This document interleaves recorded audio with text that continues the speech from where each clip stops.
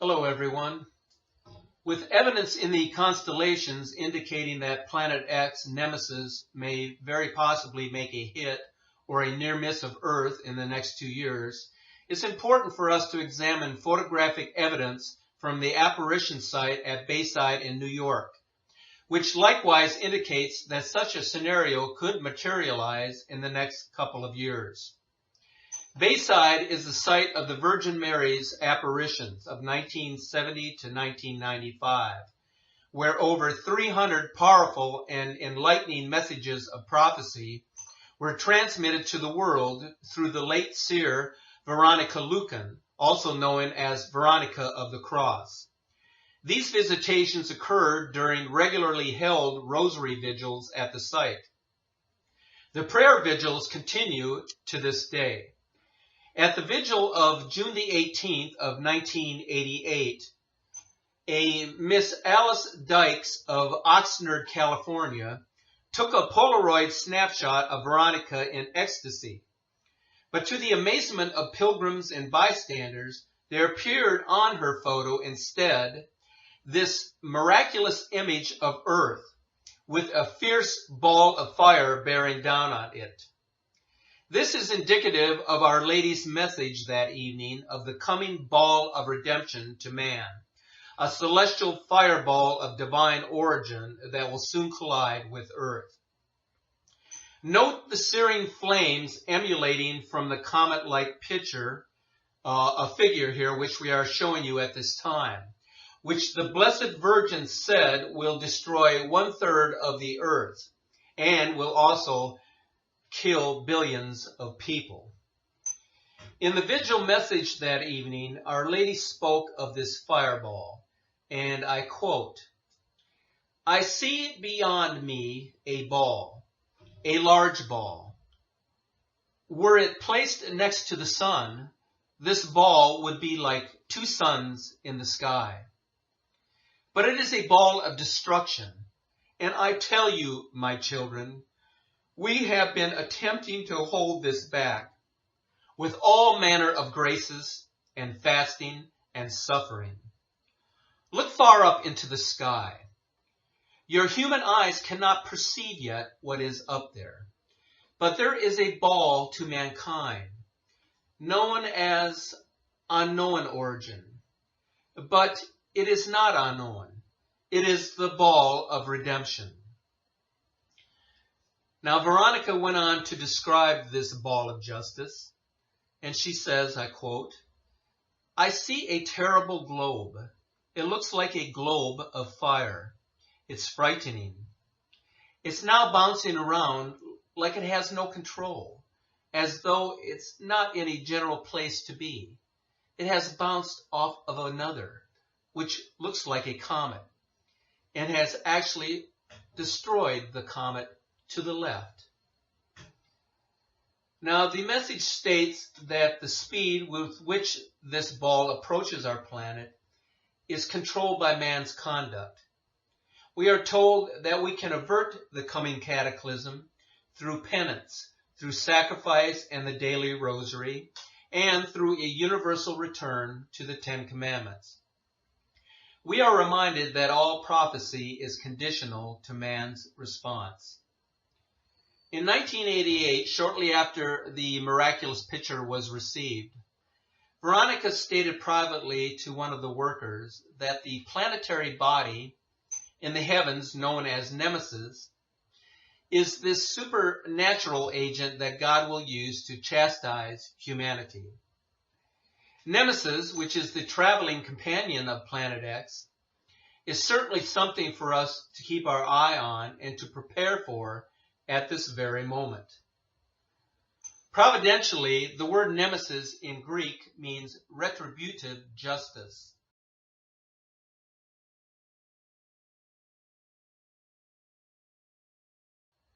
According to the message, the approaching ball of justice will initially be used to bring on the coming warning to mankind.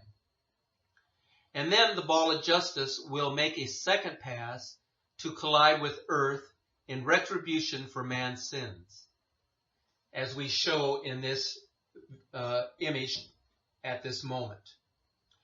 The photo experts to date have been able to provide no scientific explanation for these photograph manifestations from Bayside, New York, and in some cases have used the words like miraculous to describe the nature of these photos.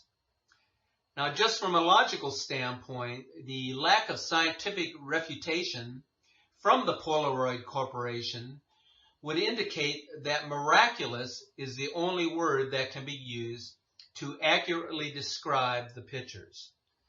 So again, it is very important for us to give this a close examination. And so now we would like to present to you the words of the seer and revelator of the Holy Catholic Church, Veronica Lueken, also known as Veronica of the Cross.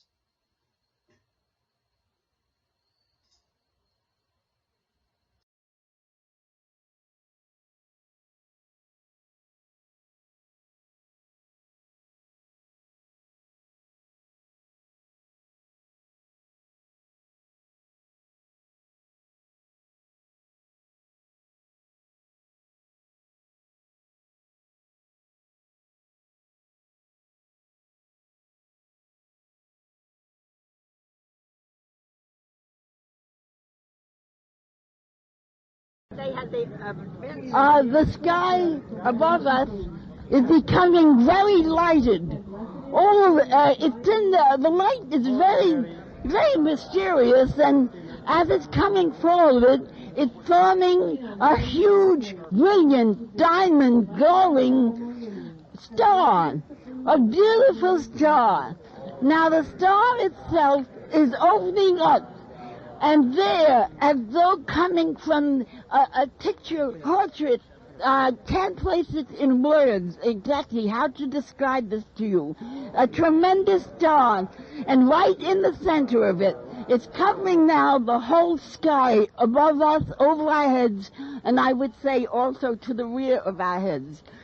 Oh, and Our Lady is coming directly through that star. She's stepping down as though she was held up on a pedestal there. Our Lady is stepping down, and she's looking all about her. It's not still up there. There seems to be a wind because it's blowing her skirt back and forth. Our Lady looks so fragile and so beautiful, and there's a light emanating from her. There's a light shining that makes her look so beautiful that there are no human words to describe. Now Our Lady is looking up and smiling. I understand she is looking at what just went overhead and making quite a bit of noise. Now Our Lady is smiling, and she's coming down to almost now very close to us. And Our Lady touches her finger to her mouth. My child, I am coming this close because of the multitudes. I do not in any way wish to be disturbed by their seeing me en masse, my child. I know you have often asked me to appear to others to make your mission shorter. However, my child, I must go under the direction of the Eternal Father, and He wills it at this time that no more than 5 be given this sighting. You will explain everything that I tell you, my child, of this visit. Now, Our Lady is turning to her right and looking over, and now I see something that Our Lady has in her hand that I never noticed before during all the years of the apparitions. She has a crucifix. No, not exactly a crucifix, but a cross like mine. But there's no corpus on the cross. Our Lady is smiling. Now she is placing the cross right next to her. And the strange thing about it, I don't see the cross setting on anything like a table. It's just suspended next to Our Lady by the air. That's the only way I can explain it. Our Lady is shaking her head, yes. Now, Our Lady is placing her fingers to her lips. my child and my children, and especially you, my child Veronica, I wish to explain to you the urgency of calling you upon the ground this evening. Your strength is not as sufficient for you as in the past, my child. I would advise you to not try to do too much at one time. I know, my child, what you are saying interiorly to me, that I do not feel that I am losing any strength. That is because what you will and what you can suffer do not coincide, my child. I will ask you in your own language to take it a bit easy. We do wish to keep you upon the earth for some time. Now, my child, you will tell mankind that there is a terrible punishment scheduled for the earth if you, my child, and my children, all who hear my words, will go forward as soldiers of peace this time. Because I say peace, because your country will soon be embroiled in another war. Your prayers must rise to heaven, and I will accompany them before the Eternal Father. Perhaps, my child and my children, there is hope for mankind. The next war will embroil many nations. It will be a war to the finish. Man has gained much knowledge, not to prevent destruction, but to maintain it for their own gluttony, their own loss of faith, and for the belittlement of his fellow man. No, my children, the Eternal Father watches, and we in heaven are all knowledgeable of what is in store for mankind. The wall of redemption hovers now in your atmosphere. It is to the will of the Eternal Father that I come to you this evening to warn you that the Eternal Father grows weary of your reasoning, of your lack of faith, of the despoiling of your children. Parents, your children will one day scorn you if you do not show them a true expression of love and give them the seeds of the faith. Without these seeds, they will be lost to mankind and to heaven. My child and my children, do not be afeard at my words. I do not come to punish nor to make you grieve. I come as a mother of truth. Heaven cannot allow the despoilment of the young souls. All parents who do not guard their children's souls as well as their bodies shall be held accountable in their last days. My child and my children, I often cry in my time and my trips throughout the world. I know what is in store for mankind. Several years ago, I brought to you the knowledge of the ball of redemption. Though you cannot see it now, it still hovers over the world. I ask you now, can you not turn from your ways of despoilment? Your children are suffering as they are left to roam, to make their own decisions without the guidance of the family. My child and my children, please, the ball of redemption shall be sent upon mankind if he does not heed the measures that I have given you tonight to save your country and other countries of the world. little children are left to roam, to make their own decisions, while the parents go merrily on their way, not thinking of the souls that they had to guide. Many parents have now lost their way. They have become embroiled with mankind and not God. Parents, teach your children the words of the Bible. Make the Bible a necessary book in your home, not something that may be given to you as a gift by mankind, but as a gift from the Eternal Father. Read this book to your children. They are thirsting for the knowledge from God. Only you, as parents, can save them. Do not feel, parents, that you are doing an unjustment to your children when you reprimand them when they do wrong. You must keep a stern attitude also toward the rearment of your children. Many will die in the great flame of the ball of redemption. How many will be saved? The count is only known by the Eternal Father. My child and my children, please, I ask, I'm willing to beg you, as your mother, to save your children, and also, in the end, save your own souls.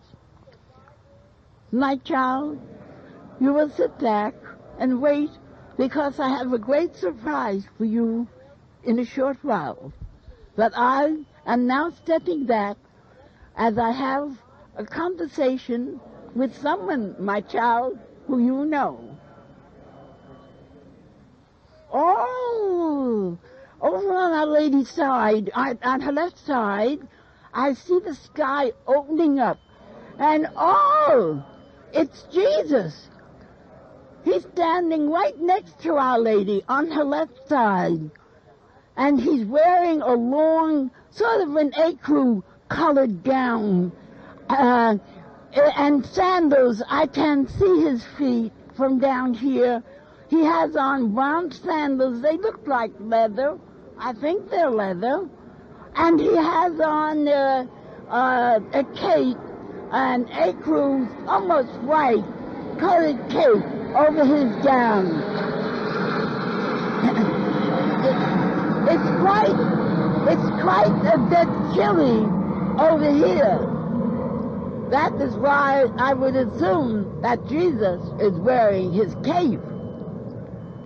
Now Our Lady is placing her first finger to her lips. My child, sit back and rest. I am not finished with the discourse with you, but now you must read some very important photographs. Oh, photographs? Who has photographs? The impression that Jesus said this afternoon that he would have a short narration. In other words, that's another, you know. So, but however, I know he wanted me to bless the people, right then be all the way back in. Oh, right now I see a large star up above the tall tree at the right side of the banner. Now, this star is growing very large, an exaggerated form of the star. But, oh, I can see why, because the star now is covering the whole area of the trees, beyond the trees, and down towards us. It seems to be increasing in velocity, or whatever you want to call it, this expansion of the star. Now, right in the center, I can see it now. I know who it is, because he did say he would come late this evening. I know it's Jesus. Now, he's coming closer. He's coming closer now. And, I can see him very clearly now. He has a beautiful golden-tinged robe about him now. It's pulled very tight. I don't know if it's because of the wind or what, but he's tilling the ground about him to prevent it from flying up, I guess. It looks very windy there. And the robe over his gown is tinged in some kind of a fur, but it's sort of scintillating or sort of shining. I never saw anything like that, as though there was some fragments of diamonds in the fur. I never saw anything like that on earth. Now, Jesus has come over by the tallest tree directly in front of us there. Jesus is standing there. I can see he does have shoes on, some kind of slippers. Now, he's looking all about him, and he appears to be smiling. That, of course, makes me feel very relieved. I didn't know why he came so late tonight, but he's smiling, and now he's placing his finger to his lips like this, which means to listen and repeat. My child and my children, my mother had an urgent message for you, and I come now at this late evening not to enlarge upon it in full. All I can say to you is you must all pray more now. It's not for your immediate families, but for those you know who are not in the grace. My child and my children, I do not come for a lecture to our children upon earth. All I can say is I want and I wish that all of you would pray more, and by good example bring others to us. I call all of our children here this evening the circle of light. There will come upon the earth a great trial soon. Many will be lost. I will not enlarge upon it because you, Veronica, I have told you countless times not to discourse on the punishment. Now, I want you to listen to me quietly, my child. I have something to tell you. You will not repeat it until I tell you. Yes. No, really? Oh, no. I don't know. Does it have to happen? I understand. It is something so horrible that it can't be spoken of.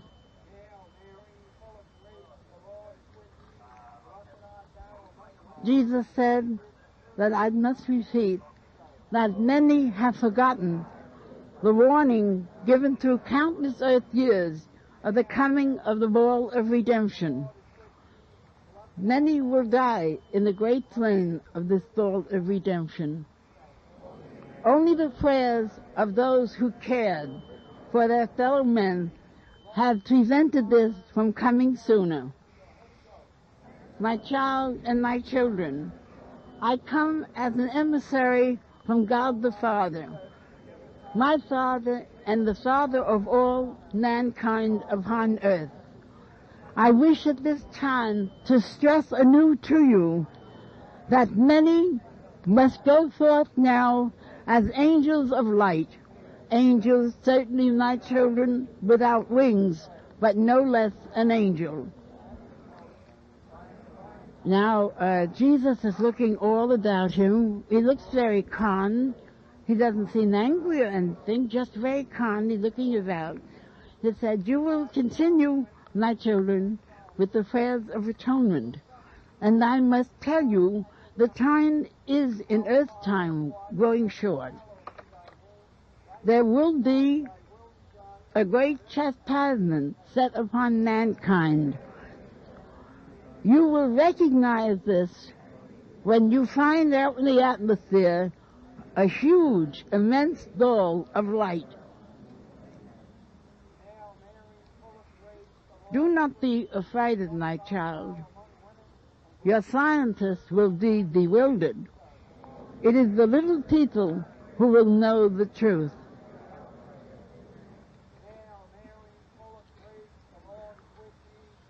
Now, my child, you will sit back and rest. But remember, the message to the world is urgent. I do not want to place upon you, my child, the burden of knowing the full results.